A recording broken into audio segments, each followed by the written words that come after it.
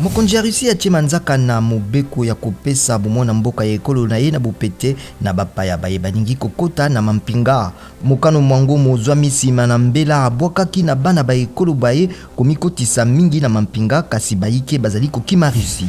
Congo Brazzaville etie manzaka na boyokani mitano ya sika na ekolo Russie. Boyokani bwango botiami manzaka na mwana ya president Denis Sassou Nguesso, Denis Christel Sassou Nguesso, ministre ya mambi ya bapaya na vice-ministre ya Russie ya lotiliki Pavel Sorokin. Congo Brazzaville koba koloba ezali na ngambo mokote na matata kati na Russie na Ukraine. Ntina na MONUSCO kotikala na ekolo Congo Démocratique ekozala te sima na maponami ma 2023 eyanoli mokonzi ya mboka Félix Tshisekedi na bapandisango ya France na New York.